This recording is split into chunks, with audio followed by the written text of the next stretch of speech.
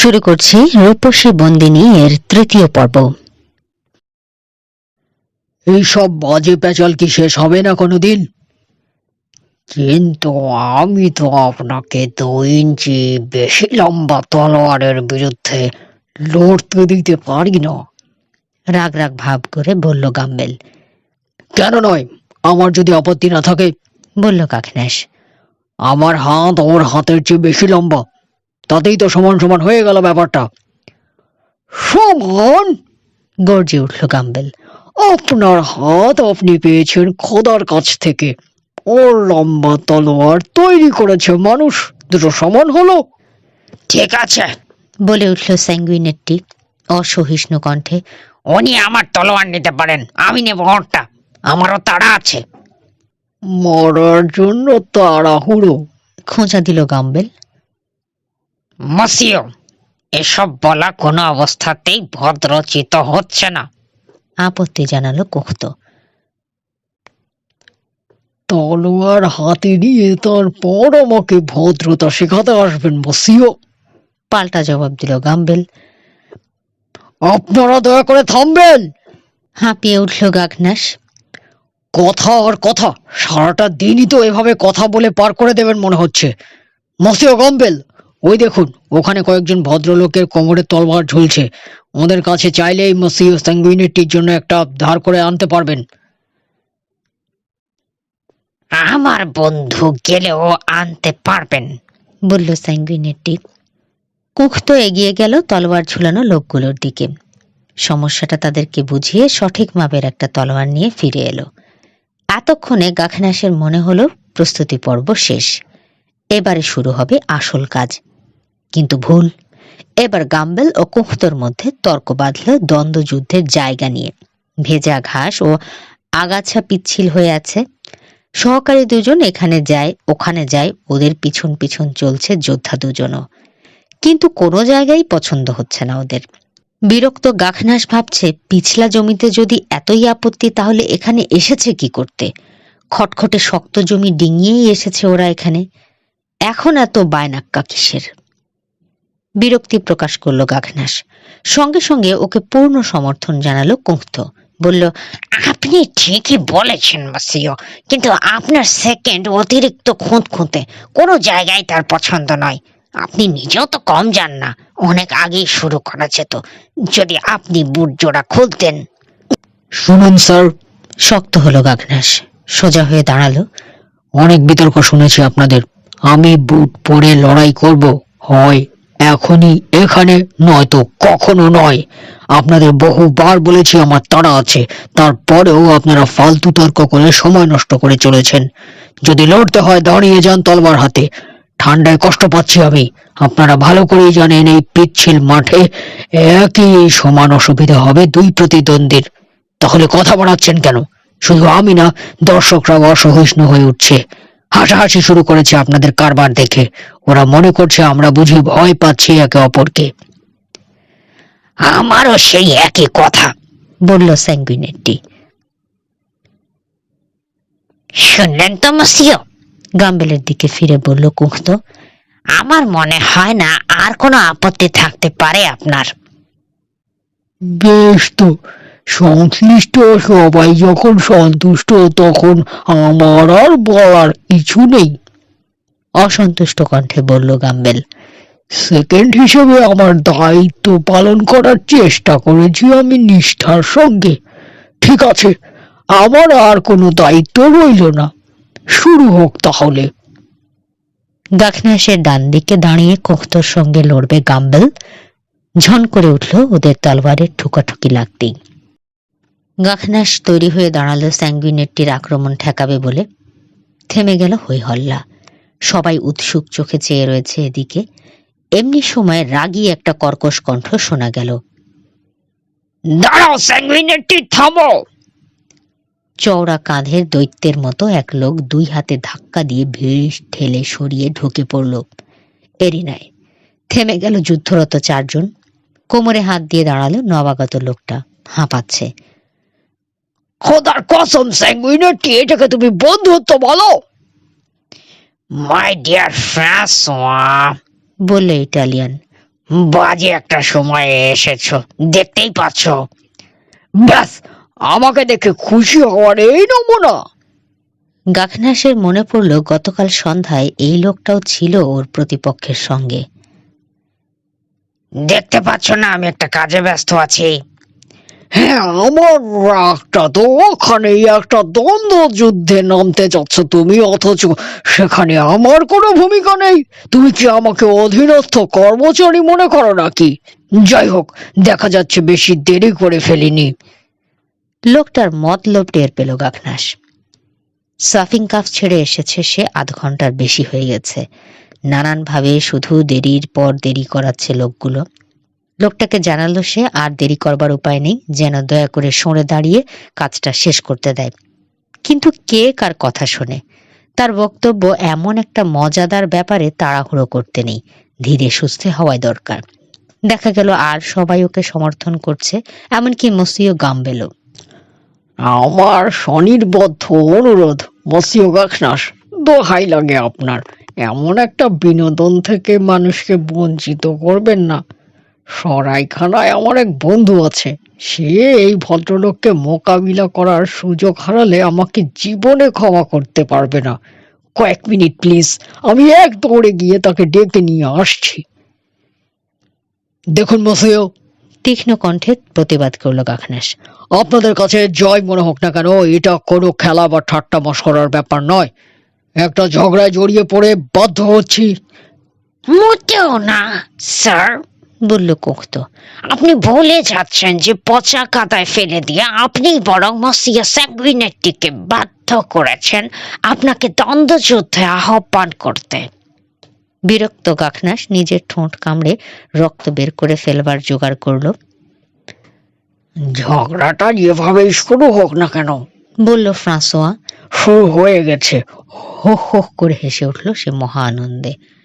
এখন কোনো ব্যাটা আমার যোগ দেওয়াটা ঠেকিয়ে রাখতে পারবে না। হয় আমাকেও নিতে হবে, নইলে থাকো দাঁড়িয়ে সারাদিন।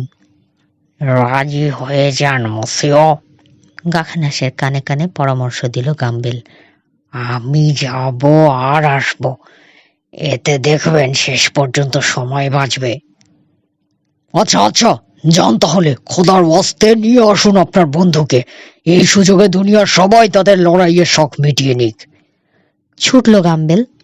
দর্শক মণ্ডলীর মধ্যে নতুন করে গুঞ্জন শুরু হলো। তবে গাম্বেলের ফিরে যাওয়ার উদ্দেশ্যের কথা শুনে দূর হয়ে গেল অসন্তোষ। 5 মিনিট গেল, 10 মিনিট গেল, ফিরল না লোকটা। স্যাঙ্গুইনেটি তার 2 বন্ধুর সঙ্গে নিচু গলায় খোশ গল্প করছে। ওদের থেকে কয়েক গজ দূরে পায়চারি করছে গাখনাস গাটা গরম রাখার জন্য। জ্যাকেটটা গায়ে চাপিয়েছে আবার। আরো 15 মিনিট পার হলো, গাম্বেলের দেখা নেই। ঢং ঢং করে 12টার ঘন্টা পড়ল সাঁ ফ্রাঁসোয়া অ্যাসিজোর গির্জায়। থমকে দাঁড়ালো গাখনাস। এটা তো চলতে দেয়া যায় না, এর একটা সমাপ্তি টানতেই হবে, এবং এখনই। মসিও স্যাঙ্গুইনেটির দিকে ফিরল গাখনাস। এই মুহূর্তে লড়াই শুরু করার কথা ওকে বলতে যাবে, এমনি সময় হঠাৎ নোংরা জামা আর অবিন্যস্ত চুল নিয়ে এক লোক দর্শকদের সারি ভেদ করে ছুটে গেল মসিও স্যাঙ্গুইনেটি ও তার বন্ধুদের দিকে। ওকে চিনতে পারল গাখনাস। ওবেয়স দ্য ফ্রক্সের অসলার লোকটা। ওর কথাগুলো স্পষ্ট শুনতে পেল গাখনাস। মসিও স্যাঙ্গুইনেটি, আমার মনিব জানতে চেয়েছেন আজকের জন্য আপনি যে কোচ ভাড়া করেছিলেন সেটা কি আপনার প্রয়োজন আছে?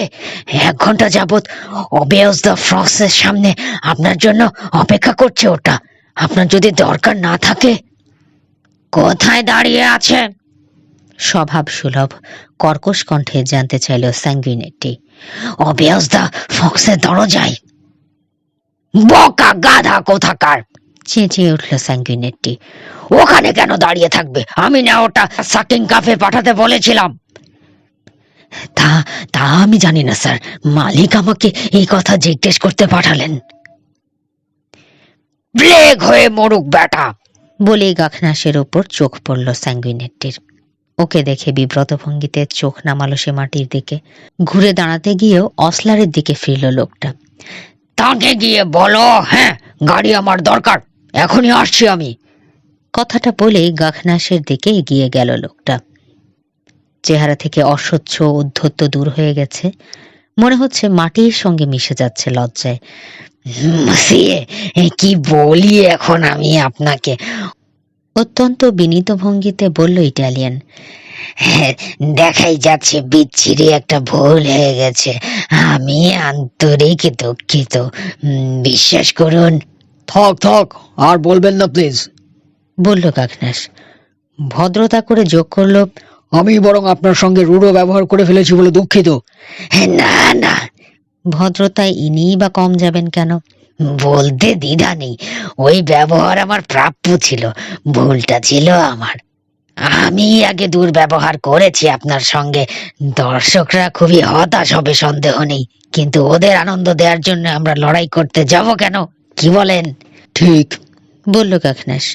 ভদ্রতার পেছনে আর বেশি সময় নষ্ট না করে দ্রুত হাতে জ্যাকেটটার উপর ভারী চাদরটা চাপালো, তারপর তলোয়ার ঠকিয়ে রাখলো সে খাপে। হাতে সময় থাকলে না হয় লোকটাকে বেত মেরে আনন্দ পাওয়া যেত, কিন্তু এখন যত দ্রুত সম্ভব সাকিং কাফে ফেরা দরকার ওর। রওনা হয়ে যাওয়ার দরকার প্যারিসে। সামান্য দু চার কথায় বিদায় নিয়ে হ্যাট মাথায় দিয়ে রওনা হয়ে গেল গাখনাস। ভাবছে, এতক্ষণেও ফিরল না কেন মসিয়ে দো গাম্বেল? কাপুসা থেকে সাকিং কাফ পর্যন্ত 5 মিনিটে দৌড়ে এসে বেদম হাঁপাচ্ছে মসিও গাম্বেল। বিধ্বস্ত চেহারার যন্ত্রণার অভিব্যক্তি। দূর থেকে দেখল দরজার সামনে ধৈর্যের সঙ্গে অপেক্ষা করছে কোচটা। পড়ছে দাঁড়িয়ে এক বেয়ারার সঙ্গে গল্প করছে কোচের চালক। গাখনাসের আদেশ মোতাবেক শটান সোজা হয়ে ঘোড়ার উপর বসে গার্ড দিচ্ছে সোলজারেরা। সরাইখানার দরজায় দাঁড়িয়ে সতর্ক দৃষ্টি রেখেছে রাবেক চারিদিকে। চেহারা দেখে বোঝার উপায় নেই কি পরিমাণ অস্থির হয়ে রয়েছে সে ভিতর ভেতর। মসিও গাম্বেলকে ওভাবে দৌড়িয়ে আসতে দেখে সামনে এগোতে যাচ্ছিল রাবেক, দেখতে পেল সেনিশালের প্রাসাদ থেকে হেলে দুলে লর্ড ত্রেসো আসছেন এদিকে। দুজন একই সঙ্গে পৌঁছলেন সরাইখানার দরজায়। অশুভ চিন্তায় ছেয়ে গেল রাবেকের মন। চেঁচিয়ে উঠল, কি ব্যাপার, আপনি একা যে? মসিও দো গাখনাস কোথায়? থমকে দাঁড়ালো মসিও গাম্বেল। গোঙানির মতো কাতর ধ্বনি বেরোলো তার মুখ থেকে। জবাব দিতে গিয়ে ভেঙে গেল গলা।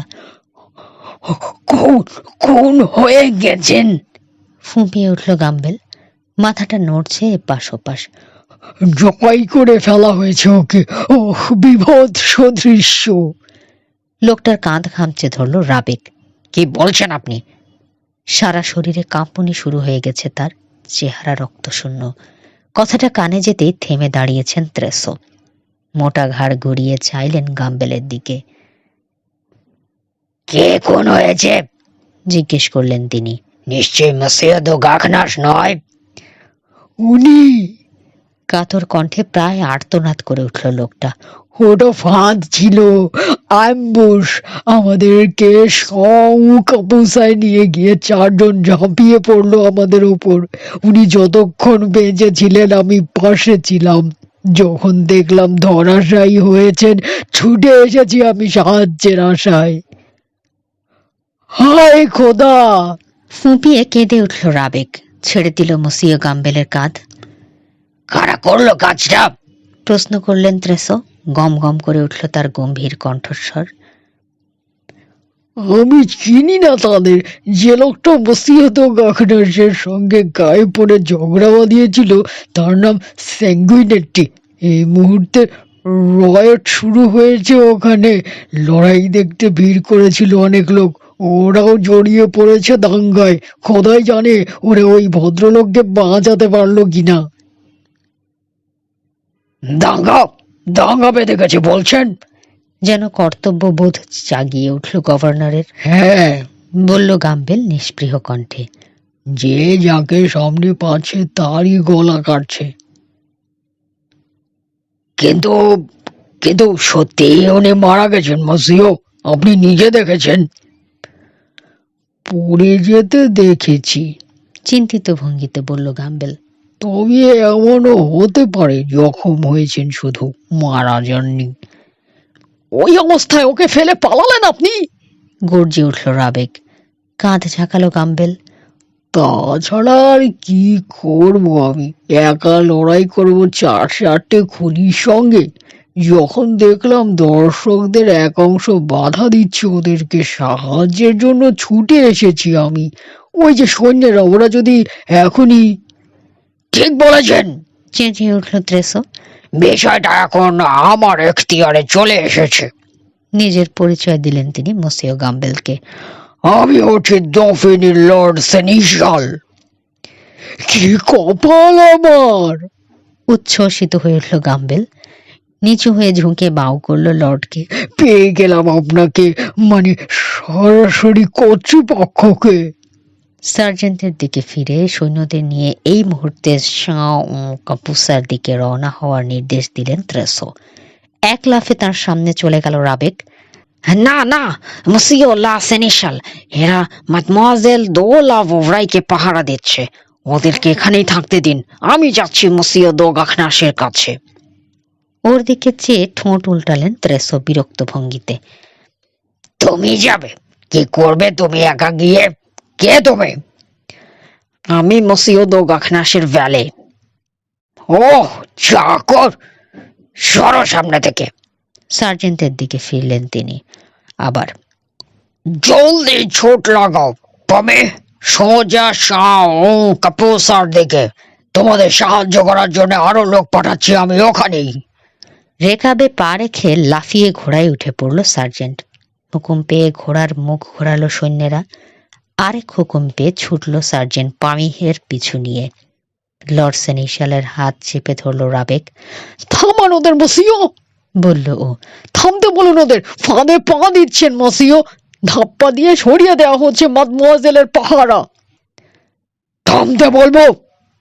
তাজ্জব হয়ে রাবেককে দেখলেন সেনিশাল আপদমস্তক। পাগল নাকি তুমি? ঝাড়া দিয়ে রাবেকের হাত সরিয়ে হেলে দুলে রওনা দিলেন প্রাসাদের দিকে। বলা বাহুল্য, দাঙ্গা দমন করার জন্য আরো লোক পাঠাতে চলেছেন। দোটানায় পড়ে গেছে। কি করবে বুঝে উঠতে পারছে না রাবেক। মনিবের সাহায্য দরকার। তার জন্য উদ্বেগ, উৎকণ্ঠা ও ভক্তি ভালোবাসা অমোঘ টানে টানছে ওকে কাপুসার দিকে। অথচ ওদিকে এক পা এগোবার ক্ষমতা নেই ওর এখন। কারণ ত্রেসোর হুকুমে ট্রুপাররা চলে যাওয়ায় এখন ও ছাড়া মাদমোয়াজেলের পাহারায় আর কেউ নেই। তাকে একা ফেলে কোথাও যাওয়া চলে না। অন্যদিকে এই মসিও গাম্বেল লোকটাকে একটুও পছন্দ করতে পারছে না ও। ওর সন্দেহ, মোটা সেনিশালকে যা তা বুঝিয়ে ট্রুপারদের এখান থেকে সরাবার পিছনে বিশেষ কোনো উদ্দেশ্য আছে লোকটার। গাম্বেলের পিছু নিয়ে সরাইখানার ভিতরে ঢুকেই থমকে দাঁড়ালো রাবেক। 6 জন সন্ডামার্কা সশস্ত্র লোক দেখা যাচ্ছে কমন রুমে। ওদের চেহারা সুরত অনেকটা গতকাল বিকেলে কন্দিয়াকের দুর্গে দেখা কয়েকজন প্রহরীর মতো লাগলো। এরা হঠাৎ কোত্থেকে উদয় হলো বুঝতে অসুবিধে হলো না রাবেকের। আস্তাবলের প্রাঙ্গণ হয়ে সরাইয়ের পেছন দিয়ে ঢুকেছে ওরা, নইলে ও দেখতে পেতই। দোতলায় যাবার সিঁড়ির কাছে দাঁড়িয়ে আছে ওরা। কয়েক কদম দূরে দাঁড়িয়ে ভয়ে ভয়ে দেখছে ওদেরকে সরাই মালিক। আরেকবার চমকালো রাবেক যখন দেখল গাম্বেল লোকটা এই মুহূর্তে হাসি মুখে গল্প করছে ওর দিকে পিছন ফিরে থাকা চমৎকার পোশাক পরা এক তরুণের সঙ্গে। তরুণকে বলতে শুনল, ওকে বলো মসিও দো গাখনাস এক্ষুনি নেমে এসে গাড়িতে উঠতে বলেছেন। রাবেকের পায়ের শব্দে ঘাড় ফিরিয়ে পিছনে তাকালো তরুণ। মখিউস দো কন্দিয়াক। ওকে চিনতে পেরে সব বুঝে ফেলল রাবেক মুহূর্তে। মাদমোয়াজেলের এখন ঘোর বিপদ। সিঁড়ির দিকে এগোলো রাবেক দ্রুত পায়। মখিউসের ইঙ্গিতে 2 জন লোক উঠে গেল সিঁড়ি বেয়ে। বাকি 4 জন কাঁধে কাঁধ ঠেকিয়ে পাশাপাশি দাঁড়িয়ে পথ রোধ করল রাবেকের। পিছন ফিরে দেখল রাবেক সরাই মালিককে নিচু গলায় কি যেন বলছে মখিউস ও গাম্বেল। ওদের বক্তব্য শোনা না গেলেও সরাই মালিকের উত্তরটা শোনা গেল পরিষ্কার। প্রথমে মাথা ঝুঁকিয়ে বাউ করল সে, তারপর বলল, ঠিক আছে মসিও দো কন্দিয়াক, আপনাদের কোনো কাজে আমি বাধা দেব না। কিছুই দেখিনি আমি, কিছুই শুনিনি। একটু জায়গা দিন, ওপরে যাব, বলল রাবেক সামনে ঠিক দেয়ালের মতো দাঁড়িয়ে থাকা লোকগুলোকে। এক হাত বাড়িয়ে একজনকে সামনে থেকে সরাবার চেষ্টা করলো। এদিক দিয়ে যাওয়া যাবে না, বলল ওদের একজন। কেউ ওরা নড়ল না এক চুল।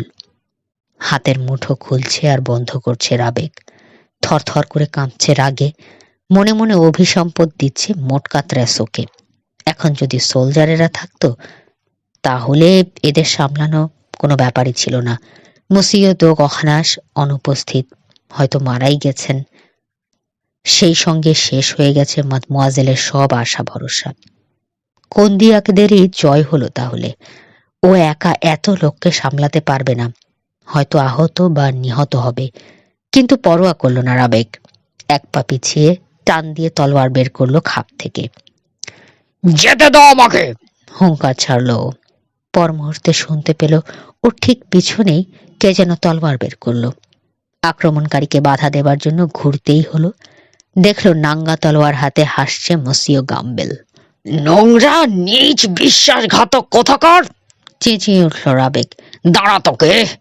ব্যাস এইটুকুই বলতে পারল সে। পিছন থেকে ওর গলা পেঁচিয়ে ধরল একজন, আরেকজন চেপে ধরল ডান হাতের কবজি।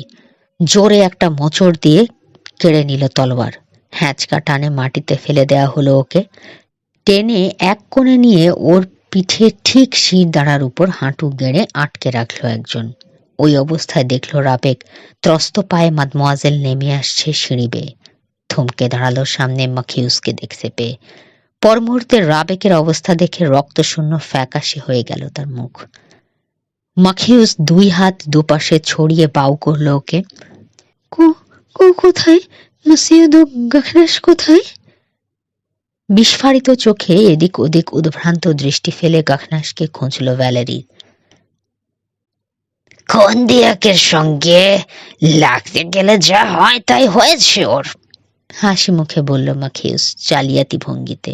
ওকে বিদায় করা হয়েছে। কি বলতে চাও? আঁতকে উঠল মাদমোয়াজেল।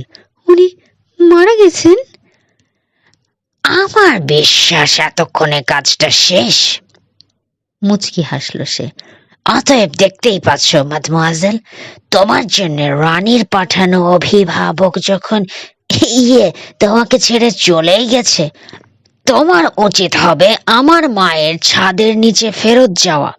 আমি এটুকু আশ্বাস দিতে পারি, কেউ দোষ দেবে না। সবাই খুব খুশি মনে ফেরত নেবে তোমাকে ওখানে।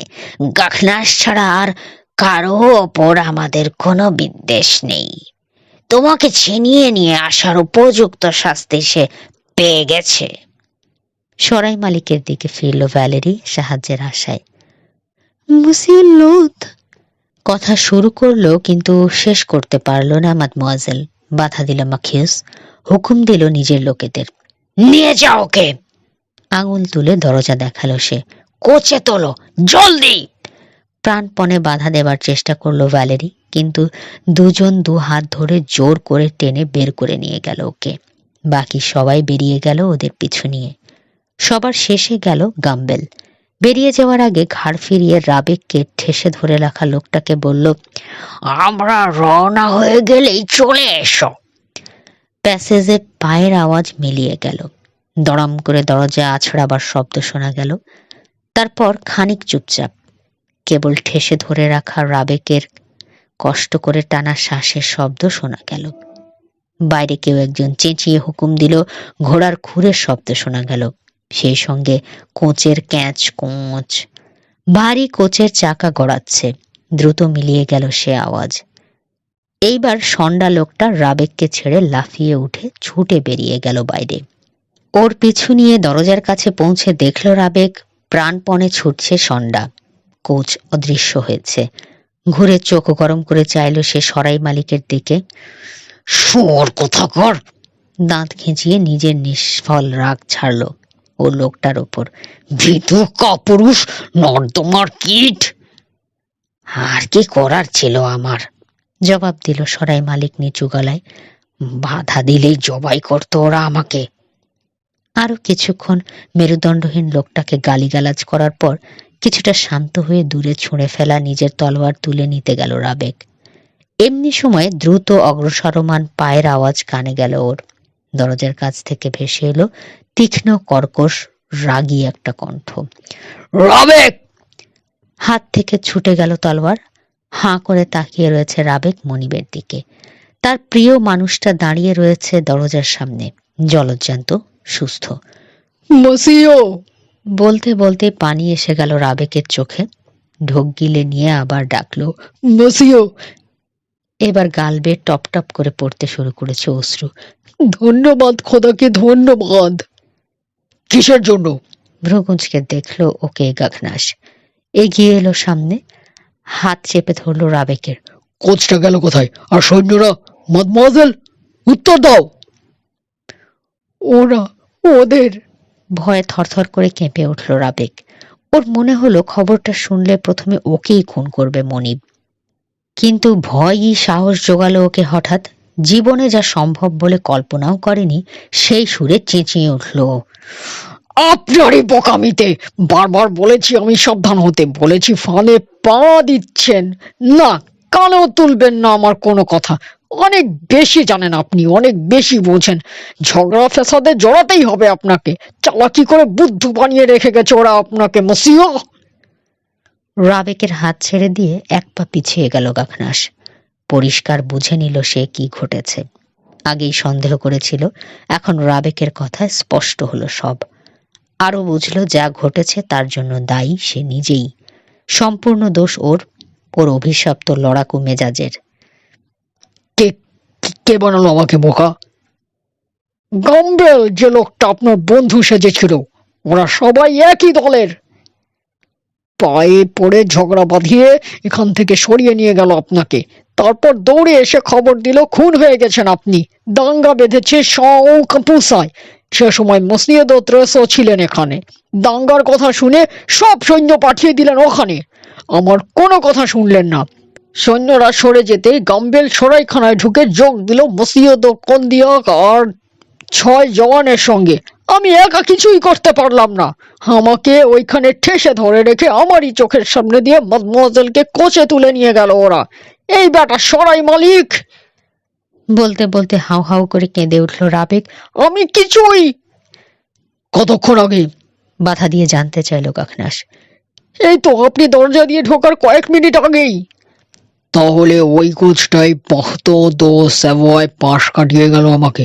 আমি তখন শর্টকাট করে স্যাফ্রাসিওর গোরস্থানের মধ্যে দিয়ে আসছিলাম। হায় খোদা, ওদের ধাওয়া করতে হবে এখন আমাকে, রাবেক। ইস, কি বোকামি করলাম! সব গুছিয়ে এনে মুহূর্তের অসতর্কতায়। কথা শেষ না করে ঝট করে পেছন ফিরল গাখনাস। আমি মসিয়দ ও ত্রেসোর কাছে চললাম বলে বেরিয়ে গেল দরজা দিয়ে। পড়ছে গিয়ে দেখলো গাখনাস ফিরে আসছে সার্জেন্টের পিছু নিয়ে সৈন্যরা। ওকে দেখে বিস্ময়ে দেখা দিল সার্জেন্টের দু চোখে। ঘোড়া থেকে নেমে বলল, যাক, তাহলে নিরাপদেই আছেন মসিও। আমরা শুনলাম খুন হয়ে গেছেন আপনি। কেউ রসিকতা করেছে আমাদের সেনিশলের সঙ্গে, খামোখা। রসিকতা নয় সার্জেন্ট, গম্ভীর কণ্ঠে বলল গাখনাস। সেনিশলের প্রাসাদে ফিরে যেতে পারো তোমরা এবার। আমার আর এসকর্টের প্রয়োজন নেই। এখন দরকার বড় সড় সৈন্যদল। পা বাড়ালো ও সেনিশালের প্রাসাদের দিকে। বৃষ্টি শুরু হয়েছে আবার। মসিও দ্য সেনিশাল, সরাসরি প্রশ্ন করল গাখনাস। যে এসকর্ট আপনি আমার অধীনে ন্যস্ত করেছিলেন তাদেরকে পোস্ট ছেড়ে অন্যত্র যাওয়ার হুকুম দিয়েছিলেন আপনি কি মনে করে? কি মনে করে? মনে খুব দুঃখ পাওয়ার ভঙ্গি করলেন লর্ড সেনিশাল। কি আবার আপনাকে সাহায্য করতে? আমাকে জানানো হয়েছিল কাপুসার মাঠে খুন হয়ে যাচ্ছেন আপনি। যদিও গাখনাসের ঘোর সন্দেহ আছে ঠিক এই কারণেই সৈন্যদের সরাইখানার সামনে থেকে সরানো হয়েছিল কি না। লর্ড সেনিশালের উত্তরটা এবং পরবর্তীতে ওকে জীবিত দেখে কি যে খুশি হয়েছেন তিনি, তার পল্লবিত বর্ণনা শুনে এই মুহূর্তে এ নিয়ে কিছু বলতে পারল না। বদলে তার দাঁড় করিয়ে দেওয়া সৈন্যদের ওখান থেকে সরিয়ে দেওয়ার ফলে কি ঘটেছে সেটা জানালো অল্প কথায়। এবারও প্রচুর সহানুভূতি জানিয়ে গাখনাসকে শান্ত করবার চেষ্টা করলেন তিনি। এবার মসিও, বলল গাখনাস, আর মাত্র একটাই রাস্তা খোলা রয়েছে আমার জন্য। ফোর্স নিয়ে ফিরে গিয়ে অস্ত্রের মুখে মাদমোয়াজেলকে আমার হাতে তুলে দিতে ওদের বাধ্য করা। শুধু তাই নয়, বিধবা, তার গুণধর পুত্র আর দুর্গের গুন্ডা পান্ডাদের ধরে নিয়ে আসবো এখানে। রানীর হুকুম অমান্য করলে ওই মহিলাকে সাহায্য করার জন্য দুর্গরক্ষীদেরকে কি শাস্তি দেবেন সেটা আপনি বুঝবেন। ওরা গ্রানেবলের জেলখানায় থাকবে, তবে বিধবা মাদাম আর তার ছেলেকে আমার সঙ্গে যেতে হবে প্যারিসে। গম্ভীর হয়ে গেলেন সেনিশাল। চিন্তিত ভঙ্গিতে নিজের দাঁড়ি আঁচড়ালেন কিছুক্ষণ। চশমার কাঁচের ওপাশ থেকে তার খুদে চোখ দুটো বার কয়েক চট করে গাখনাসের দিকে চেয়ে ওর ভাব বোঝার চেষ্টা করল। ঠিকই বলেছেন। পূর্ণ সমর্থন জানালেন তিনি গাখনাসের ইচ্ছের প্রতি। এটাই এখন আপনার একমাত্র করণীয়। আপনি একমত হচ্ছেন বলে ভালো লাগছে, কারণ আপনার সাহায্য দরকার পড়বে আমার। আমার সাহায্য? আঁতকে উঠলেন সেনিশাল। কন্দিয়াকের গ্যারিসন চুরমার করতে আপনার কাছ থেকে সৈন্য নিতে হবে আমাকে। খানিকক্ষণ অবাক চোখে গাখনাসের দিকে চেয়ে থেকে দুঃখের হাসি হাসলেন সেনিশাল। মাথা নাড়লেন এপাশ ওপাশ। কোথায় পাবো আমি সে সৈন্য? জানতে চাইলেন তিনি। 200-র উপর সৈন্য রয়েছে আপনার গ্রানেবলে। নেই। বললেন ত্রেসো। আর যদি থাকতো কি করতে পারতো ওরা কন্দিয়াকের মতো দুর্ভেদ্য একটা দুর্গের বিরুদ্ধে? বিভ্রান্তিতে ভুগছেন মসিও। ওরা যদি প্রতিরোধ করে, ওই সংখ্যার 10 গুণ লাগবে আপনার ওদেরকে কাবু করতে।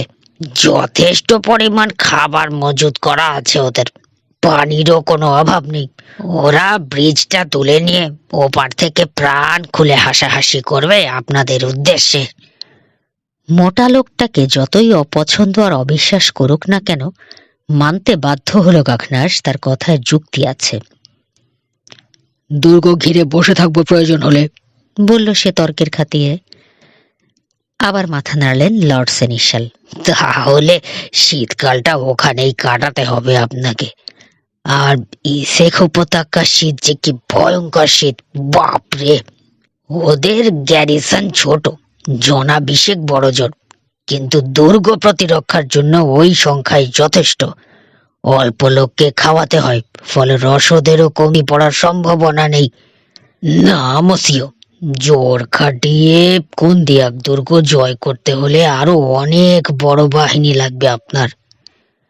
কথাগুলো বলতে বলতেই একটা বুদ্ধি খেলে গেল ত্রেসোর মাথায়। বরাবরের মতোই ধরা ছোঁয়ার বাইরে থাকবেন তিনি এই ব্যাপারে। খরগোশের সঙ্গে পালাবেন, হাউন্ডের সঙ্গে তাড়া করবেন। মাদাম দো কন্দিয়াককে পাওয়ার দুরাশা ত্যাগ করা তার পক্ষে সম্ভব নয়। এই লোকটা রাজপ্রতিনিধি, একেও চটাবার সাহস নেই। কাজেই মধ্যপন্থা অবলম্বন ছাড়া তার গতি নেই। মাদাম কন্দিয়াকের উদ্দেশ্য সিদ্ধি হলো কি হলো না, তাতে তার কিছুই এসে যায় না। ভ্যালেরি দো লা ভোভরাই মহিউস দো কন্দিয়াককে বিয়ে করলো নাকি গ্রেনেবেলের নোংরা কোনো মুচিকে, তাতে কি এসে যায় তার? বিধবার অজান্তে তার প্ল্যান ভেস্তে যাওয়ার মতো কিছু করতেও কোনো আপত্তি নেই। মসিও, বললেন তিনি গম্ভীর কণ্ঠে, আমি বলি কি, সফল হতে হলে ফিরে যান প্যারিসে। আমার এখানে তলোয়ার ও 2-4টে মাস্কেট ছাড়া আর কোনো অস্ত্র নেই। লোকও কম, ওখান থেকে যথেষ্ট লোক আর অঢেল গোলা বারুদ কামান নিয়ে এসে 3 দিনের মধ্যে মাটির সঙ্গে মিশিয়ে দিন কন্দিয়াকের দুর্গ। সেনিশালের এই কথার মধ্যে যুক্তি খুঁজে পেল গাখনাস। কিন্তু এটা করতে হলে আত্মসম্মান বলে কিছু থাকবে না তার। এটা পরাজয় মেনে নেয়ারই নামান্তর। মানে দাঁড়াবে, যে কাজ পারবে বলে ওর উপর ভরসা রেখেছেন রানী, একা পাঠিয়েছেন ওর উপর অগাধ আস্থা আছে বলেই, সেই কাজে বিফল হয়ে ফিরে যাওয়া। কয়েক মুহূর্ত পিছনে হাত বেঁধে ভ্রুকুঁচকে পায়চারি করল গাখনাস। তীক্ষ্ণ নজর রাখলেন সেনিশাল ওর গতিবিধির উপর। হঠাৎ ঘুরে এসে দাঁড়ালো সে তার টেবিলের সামনে, রাজকীয় চেয়ারের মুখোমুখি। আপনার সুপরামর্শ কাজে লাগাবো আমি যখন আর কোনো উপায় থাকবে না তখন, বলল গাখনাস। কিন্তু তার আগে আপনার সৈন্যদল নিয়েই আমি দেখতে চাই কি করা যায়। কিন্তু আমার তো একজন সৈন্য নেই এখানে। বলতে বাধ্য হলেন সেনিশাল। ঠারে ঠোরে বললে আর চলছে না, ব্যাপারটা ভেঙেই বলতে হবে এখন একে। অবাক হয়ে তার দিকে তাকিয়ে থাকলো গাখনাস কয়েক মুহূর্ত। কি বললেন? একজন সৈন্য নেই মানে? সন্দেহ ফুটল ওর চোখে। একজনও নেই? বড় জোর 1-20 লোক হয়তো জোগাড় করা যাবে, তার বেশি নেই। কিন্তু মসিও, আমার জানা মতে কমপক্ষে 200 সৈন্য আছে আপনার গ্যারিসনে। গতকাল সকালে আমি নিজের চোখেই তো 50-60 জন দেখলাম আপনার আঙিনায়। ছিল মসিও। চট করে বললেন সেনিশাল। দুহাত দুই পাশে তুলে খানিকটা ঝুঁকে এলেন টেবিলের উপর। ছিল, কিন্তু মন্তেলিমার ওদিকে একটা গোলমাল দমন করার জন্য গতকালই পাঠিয়ে দিয়েছি আমি ওদের। আপনি যখন দেখেছেন, সোলজাররা তখন রওনা হওয়ার জন্য তৈরি। এক মুহূর্ত সেনিশালের দিকে চেয়ে থাকলো গাখনাস নীরবে। তারপর তীক্ষ্ণ কণ্ঠে বলল, ওদেরকে ফিরিয়ে আনতে হবে মসিও। এইবার ক্ষুব্ধ একটা ভঙ্গি নিলেন লর্ড সেনিশাল। ফিরিয়ে আনতে হবে? ক্ষোভের সঙ্গে ভয়ের ছাপ ফুটল তাঁর চেহারায়। কিসের জন্য? মাথা গরম একটা অবাধ্য মেয়েকে উদ্ধারের জন্যে, যে কিনা অভিভাবকের মতামতের তোয়াক্কা না করে নিজের ইচ্ছা মতো বিয়ে করতে চায়, আর ওদের সামান্য একটা পারিবারিক বিরোধ নিষ্পত্তির জন্য গোটা একটা প্রদেশের সমস্ত সৈন্যকে বিদ্রোহী দমন করার কাজ ছেড়ে ছুটতে হবে আপনার পেছনে। এখন তো আমার মনে হচ্ছে সামান্য দায়িত্ব পেয়ে আপনার মাথাটাই বিগড়ে গেছে। বিষয়টার যতটা না গুরুত্ব, তার চেয়ে অনেক বেশি বাড়িয়ে ধরছেন আপনি। মসিও, হয়তো সত্যিই আমার মাথা বিগড়ে গেছে, কিংবা হয়তো নয়, কিন্তু শেষ পর্যন্ত যদি আপনার মাথাটা কাটা পড়ে আমি অবাক হব না। এবার শোনা যাক, মন্তেলিমায় কিসের গোলমাল, কিসের বিদ্রোহ চলছে? থতমত খেয়ে গেলেন লর্ড থ্রেসো। উত্তরটা তার জানা নেই, তাই প্রশ্ন শুনে রাগ চড়ে গেল মাথায়। এটা কি আপনার ব্যাপার মসিও? ভ্রু কুঁচকালেন তিনি। আপনি দফিনের সেনিশাল, না আমি? আপনাকে আমি গোলমালের কথা জানিয়েছি, যথেষ্ট জেনেছেন। দয়া করে আমার কাজ আমাকে করতে দিন। আপনি মেয়ে লোকের ব্যাপার নিয়ে মেয়ে লোকের সঙ্গে টানা হ্যাচড়া করুন গে, যান। আত্মায় চোট লেগে গেল গাখনাসের। সত্যিই যে সে ইচ্ছের বিরুদ্ধে বিশ্রী অনভিপ্রেত এক মেয়েলি ব্যাপারে জড়িয়ে গেছে, তাতে কোনো ভুল নেই। আর সেটা চোখে আঙুল দিয়ে দেখিয়ে দিচ্ছে এই মোটা গাধাটা। রাগে ব্রহ্মতালু পর্যন্ত জ্বলে গেল ওর, কিন্তু অনেক কষ্টে সামলে নিল নিজেকে। যেই বলুক না কেন, কথাটা তো সত্য। কিন্তু খালি মাঠে ছেড়ে দিল না ও সেনিশালকে। ঠিক আছে মসিও সেনিশাল, আপনি যা বলেছেন তাই করব আমি। চলে যাচ্ছি আমি প্যারিসে। ফিরে যখন আসব, কপালে খারাপই আছে কুন্দিয়কের। আর ফিরে এসেই লোক পাঠাবো আমি মন্তেলিমায়। কি গোলযোগের কথা বলেছেন আপনি তা জানার জন্যে। যদি কোনো গোলমাল পাওয়া না যায়, মনে রাখবেন আপনার কপালেও খারাপই আছে। মাদমোয়াজেলের গার্ডদের ডিউটি থেকে সরিয়ে দেওয়ার ব্যাপারে জবাবদিহি করতে তো হবেই। রানীর কাজে বাধা দেওয়ার উদ্দেশ্যে সমস্ত সৈন্য এখান থেকে সরিয়ে ফেলার অপরাধেও কঠিন শাস্তি ভোগ করতে হতে পারে আপনাকে। কথাটা শেষ করে হতভম্ব সেনিশালের দিকে পিছন ফিরল গাখনাস। ভেজা হ্যাটটা মাথায় চাপিয়ে বেরিয়ে গেল বাইরে। পরদিন সকালে গ্রেনাবল থেকে বিদায় নিল হতোদ্যম গাখনাস। মাথা হেঁট করে বসে আছে সে ঘোড়ার উপর। টের পাচ্ছে কি অনাবিল আনন্দে ওকে নিয়ে হাসাহাসি করবে লাক্সেমবার্গে ওরা। এইরকম সাধারণ একটা মেয়েলি ব্যাপারও সুষ্ঠুভাবে সম্পাদন করার ক্ষমতা নেই ওর। আহা বেচারা! মনিবের মনের অবস্থা দেখে দুঃখে ফেটে যেতে চাইছে বিশ্বস্ত ভ্যালে রাবেকের কলেজেটা। নীরবে চলছে সে মনিবের এক কদম পিছনে থেকে। দুপুর নাগাদ ভুয়া হুয়ায় পৌঁছল ওরা। ওখানে নিরিবিলি একটা সরাইখানায় থামলো কিছু খেয়ে একটু জিরিয়ে নেবে বলে। অসম্ভব ঠান্ডা পড়েছে। বৃষ্টিটা থামলেও আকাশের ভার মুখ দেখে বোঝা যাচ্ছে আরো পানি ঝরবে। খাবার ঘরে গনগনে আগুন জ্বলছে দেখে এগিয়ে গিয়ে ফায়ারপ্লেসের পাশে দাঁড়ালো গাখনাস। এক দৃষ্টে চেয়ে রয়েছে আগুনের লকলকে শিখার দিকে। পরাজয়ের গ্লানি ম্লান করে দিয়েছে ওর প্রাণ শক্তি। ভাবছে কি পরিমাণ টিটকারি হজম করতে হবে ওকে প্যারিসে। গতকাল ত্রেসোকে বড় মুখ করে বলে এসেছে ফিরে আসবে ও। এসে কি হাতি ঘোড়া মারবে। আসলে হয়তো ওকে আর না পাঠিয়ে যোগ্যতর কাউকে পাঠাবেন এবার রানী, কিংবা হয়তো পাঠাবেন না। যদি পাঠানো, কন্দিয়াকে পৌঁছতে সৈন্যদের ওখান থেকে 20-25 দিন লেগে যাবে। ততদিন সর্বনাশ যা হওয়ার হয়ে যাবে মাদমোয়াজেলের। একেবারে লেজে গোবরে করে ফেলেছে সে গোটা ব্যাপারটা। কাল যদি রাগ দমন করে ওই লোকগুলোর অপমান গ্রাহ্য না করে নিজেকে স্থির রাখতে পারত, তাহলে আজ আর এই অবস্থা হয় না। এতক্ষণে মেয়েটাকে নিয়ে বহু দূর সরে যেতে পারত। আপনার ওয়াইন মসিও। ওর কুনুইয়ের কাছে দাঁড়িয়ে গ্লাস এগিয়ে দিল রাবেক। মদটুকু গিলে নিয়ে শরীরটা বেশ চাঙ্গা হলো, কিন্তু এক পিপে মদেও চাঙ্গা হবে না ওর মন। রাবেক, মনের কষ্ট চাপতে না পেরে বলে ফেলল গাখনাস। বুঝলে, আমার মতো এত বড় গাধা বোধহয় ত্রিভুবনে আর নেই। একটা দায়িত্ব কাঁধে নিয়ে কি সুন্দর ভজকট করে দিলাম সব। কি সান্ত্বনা দেবে ভেবে পেল না রাবেক। তবে মসিও, আর কিছু না হলেও কন্দিয়াকের ওদের আত্মা কাঁপিয়ে দিয়েছেন আপনি। ভয়ে ওদের ভয়? মহানন্দে প্রাণ খুলে হাসছে ওরা এখন আমাকে বোকা বানিয়ে। টিটকারি, বুঝলে? ভয় মসিও, বলল রাবেক। তা না হলে ওরা ওদের গ্যারিসন জোরদার করার জন্য পাগল হয়ে উঠবে কেন? তাই নাকি? অন্যমনস্ক ভঙ্গিতে বলল গাখনাস। তারপর ঘাড় ফিরিয়ে তাকালো ওর দিকে। তাই করেছে বুঝি? জোরদার করেছে? তুমি জানলে কি করে? আস্তা বলে অসলার বলছিল, ক্যাপ্টেন ফরচুনিও নামে এক লোক, কন্দিয়াকের রক্ষী বাহিনীর ইটালিয়ান চিফ, গ্রেনেভেলে এসেছিল গত রাতে।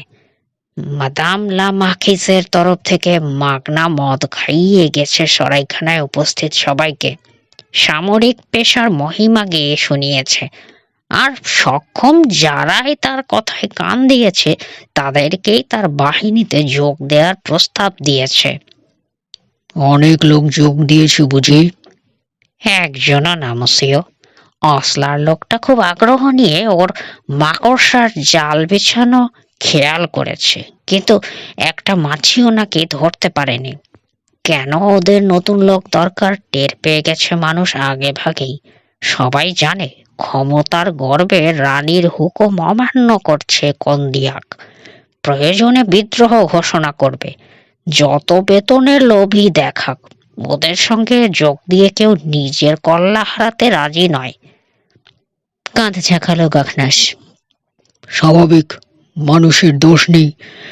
যাই হোক, আরেক গ্লাস ওয়াইন নিয়ে এসো। রাবেক মদ আনার জন্য ঘুরতেই হঠাৎ হাসিতে উদ্ভাসিত হয়ে উঠল মসিও দো গাখনাসের মুখ। শ্যাতো দো কন্দিয়াকের মস্ত হলরুমে দুপুরের খাওয়া সেরে আগুনের ধারে বসে সলা পরামর্শ করছেন বিধবা, তার পুত্রধন ও লর্ড সেনিশাল। অক্টোবরের শেষ, বৃহস্পতিবারের দুপুর। 7 দিন হয়ে গেছে ভগ্ন মনোরথ মসিও দো গাখনাস গ্রেনেভেল থেকে বিফল হয়ে ফিরে গেছে প্যারিসের উদ্দেশ্যে। জানালার লাল কাঁচের ভেতর দিয়ে রঙিন হয়ে ঘরে ঢুকছে নিস্তেজ রোদ। মধুময় পরিবেশ, কিন্তু মাদামের কথায় যেন নিমের তেতো। এই একই কথা তিনি গত 1 সপ্তাহে অন্তত 50 বার বলেছেন। লোকটাকে ফিরে যেতে দেয়া মস্ত বোকামি হয়েছে। চাকর সহ লোকটাকে যদি সরিয়ে ফেলা যেত, আজ আমরা নিশ্চিন্তে ঘুমাতে পারতাম।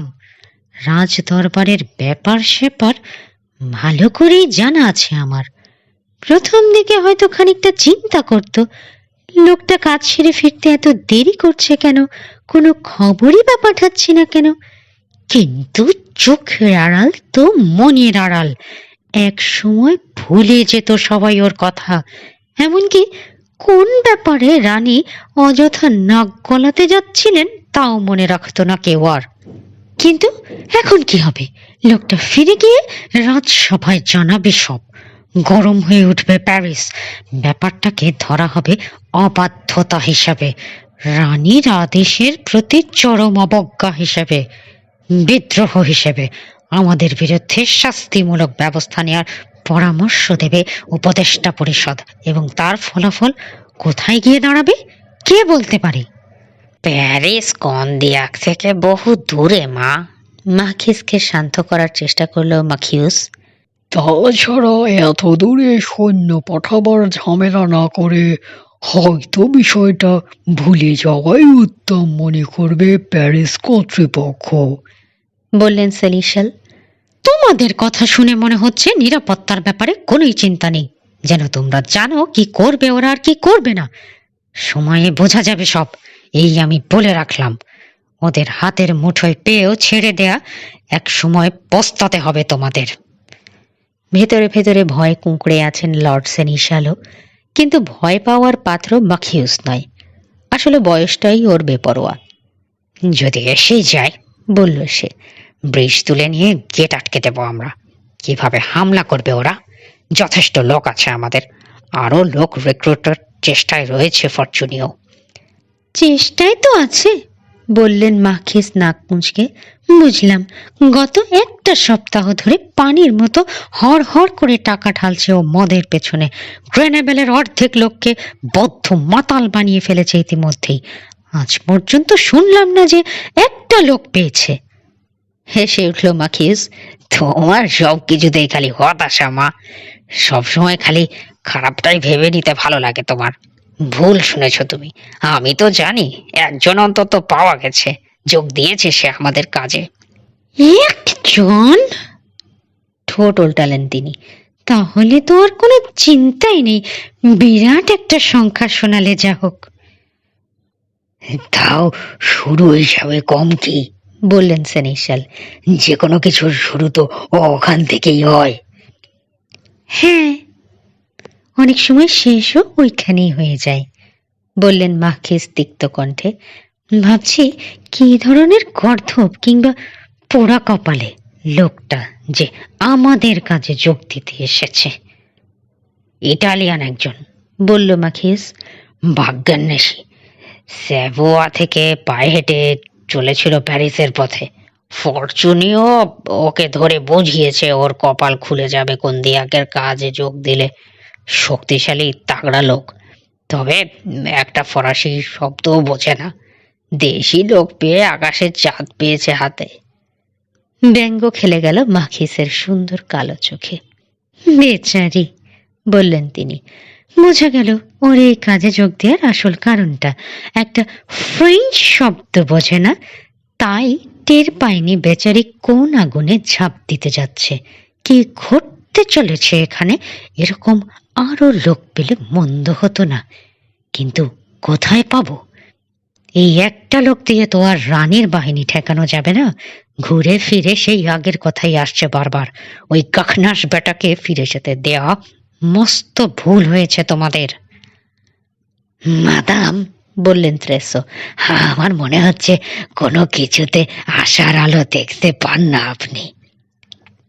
হতে পারে, তবে আমার সাহসের অভাব আছে এ কথা কেউ বলতে পারবে না, মসিয়ে দো কৌতোঁ, উত্তরে বললেন তিনি। আর এইটুকু নিশ্চিত জানবেন, যতক্ষণ আমি জীবিত আছি প্রয়োজনে নিজ হাতে তলবার ধরব, তবু প্যারিসের কাউকে পা ফেলতে দেব না কন্দিয়াকে। হ্যাঁ, ক্ষুব্ধ কণ্ঠে বলল মাখিউস। তুমি সারাক্ষণ ওইসবই ভাবতে থাকবে। কল্পনাও করতে পারবে না অবস্থার বিন্দু মাত্র অবনতি নাও হতে পারে। রানীকে বাধা দেওয়ার প্রয়োজনই হয়তো হবে না। 3 মাস হতে চলল, ফ্লোরিমোরও কোনো খবর নেই। এই 3 মাসে যুদ্ধরত একজন মানুষের ভাগ্যে অনেক কিছুই ঘটে গিয়ে থাকতে পারে। মারা গেলেও অবাক হওয়ার কিছু নেই। তাহলে তো কথাই ছিল না, বললেন মাখিস নিচু গলায়। হ্যাঁ, দীর্ঘশ্বাস ফেলল মাখিউস। তাহলেই আমাদের সব সমস্যার সমাধান হয়ে যেত। সবটা হতো তা বলা যায় না। মাদমুয়াজেলের ব্যাপারটা থাকছে, রাজদরবারে তার বন্ধু বান্ধবীরা থাকছে, মড়ক হয়ে ঝাড়ে বংশে সবকটা মারা পড়লে হাড়ে হাওয়া লাগতো। লাভ রাইয়ের বিপুল সম্পত্তি হারাবার সম্ভাবনা থেকেই যাচ্ছে। আমাদের সমস্ত সমস্যার একমাত্র সমাধান হচ্ছে ওই মেজাজি ছুরিটাকে তোমার বিয়ে করে ফেলা। এটা কবেই হয়ে যেতে পারত, সম্ভব হয়নি তোমারই কারণে, ফস করে বলে বসল মাখিস। কিভাবে? ফোঁস করে উঠলেন বিধবা মাখিস। আমারই কারণে মানে? তুমি যদি চাঁদা দেয়া থেকে বাঁচতে গিয়ে চার্চের সঙ্গে শত্রুতা না বাঁধাতে, বিশপের সঙ্গে খারাপ ব্যবহার না করতে, তাহলে আমরা আজ এক ঘরে হয়ে থাকতাম না। ডাকলেই চলে আসতো পুরোহিত। ভ্যালেরি রাজি থাক বা না থাক, বিয়ে পড়িয়ে দিয়ে যেত। ভ্রুকুচকে ভৎসনার দৃষ্টিতে চাইলেন মাখিস ছেলের মুখের দিকে, তারপর ফিরলেন ত্রেসোর দিকে সমর্থনের আশায়। শুনলেন কত? বললেন তিনি। প্রেমিক প্রবর্তীকে দেখে নিন ভালো করে। মেয়েটি ওকে ভালো বাসুক আর না বাসুক, তিনি তাকে বিয়ে করতে রাজি। আমাকে কসম খেয়ে বলেছে ও ভালোবাসে মেয়েটাকে, বিয়ে করতে চায়। ও রাজি না হলে আর কিভাবে এটা সম্ভব? মুখ কালো করে জিজ্ঞেস করলো মাখিউস। শোনেন কথা, ও আমাকে জিজ্ঞেস করছে আর কিভাবে সম্ভব। খোদা, আমি যদি পুরুষ হতাম আর তোমার চেহারা ফিগার পেতাম, দুনিয়ার কোনো মেয়ে আমাকে প্রত্যাখ্যান করতে পারতো? মেয়েদের ব্যাপারে আসলে তুমি একটা ভ্যাবলা। তোমার জায়গায় আমি হলে 3 মাস আগেই ওকে জয় করে নিতাম। এখানে আসার সঙ্গে সঙ্গেই ওকে আমি কন্দিয়াকের বাইরে, প্রয়োজনে ফ্রান্সের সীমান্ত পেরিয়ে সেভোয়ারায় নিয়ে গিয়ে বিয়ে করতাম, যেখানে আমাদের বিরুদ্ধে চার্চের কোনো বিধিনিষেধ নেই।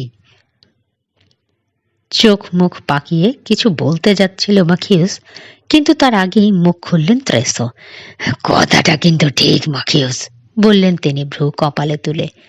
তোমার মায়ের চেহারা পেয়েছো তুমি, তুমি ভাগ্যবান। এত সুন্দর চেহারা ফ্রান্স কেন, ফ্রান্সের বাইরেও কোথাও খুঁজে পাবে না তুমি। এসব কথায় খুশি হলো না মাখিউস। নিজেকে প্রেমে ব্যর্থ এক তরুণ ভাবতে কারোই ভালো লাগে না। বলল, কি বলছেন আপনারা?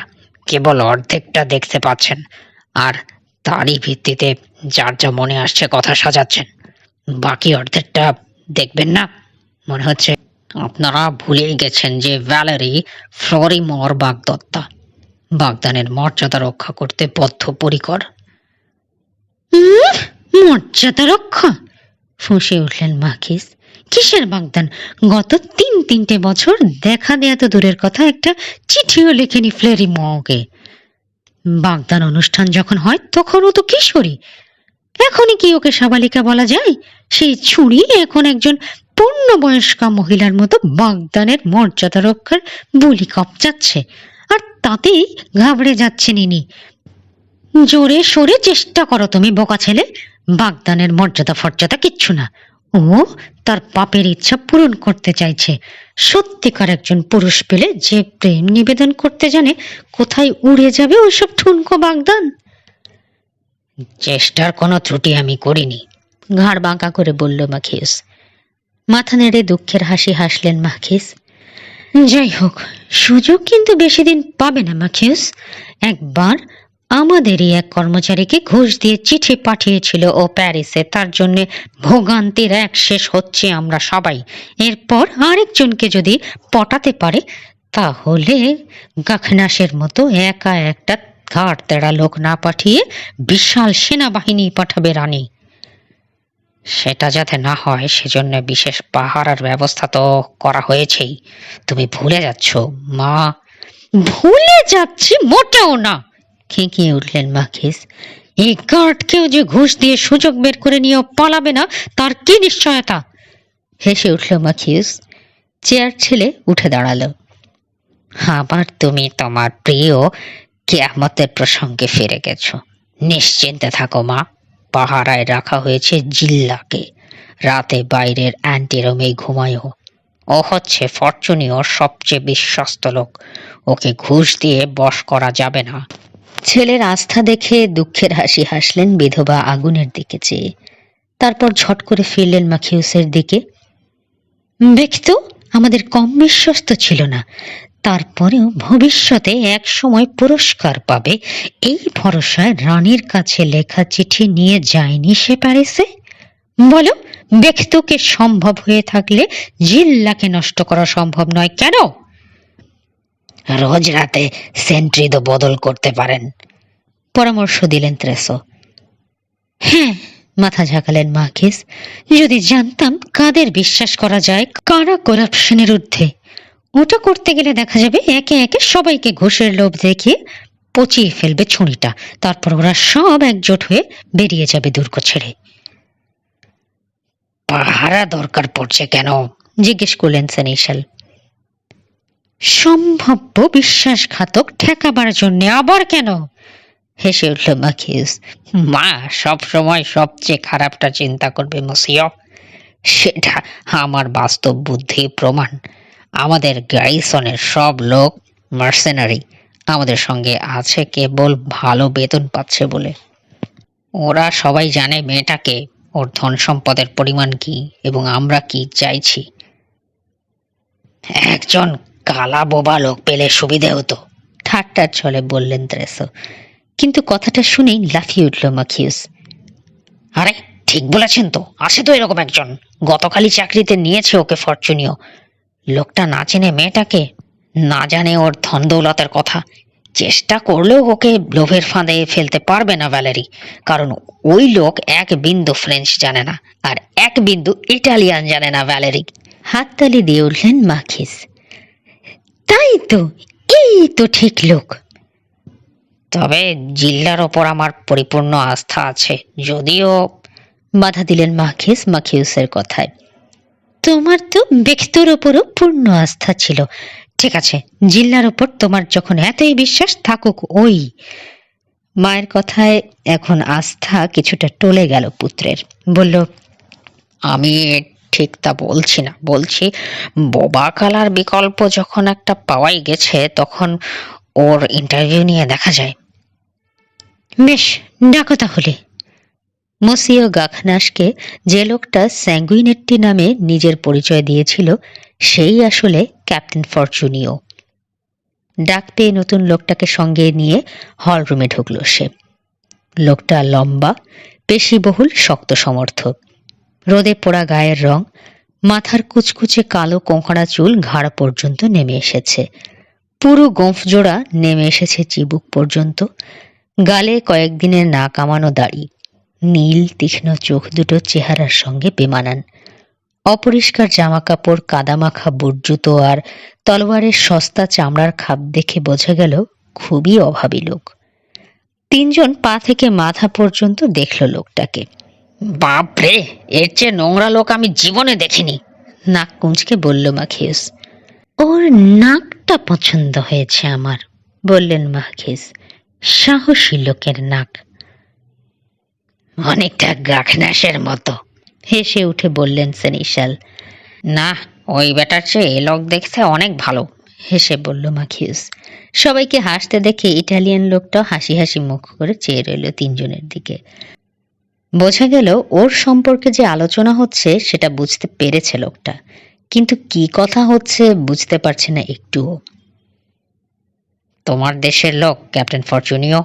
হাসি মুখে জানতে চাইল মার্কিস। এক বাক্যে নাকচ করে দিল ফরচুনিও। না মসিও, বাতিস্তা পিয়েডমন্টের লোক, আমি ভেনিশিয়ান। ওর ওপর আস্থা রাখা যায়? তোমার কি মনে হয়? জিজ্ঞেস করলেন মার্কিস। দুই হাত দুপাশে ছড়িয়ে দিয়ে কাঁধ ঝাঁকালো ফরচুনিও। দুনিয়ার কাউকে বিশ্বাস করার বান্দা সে নয়।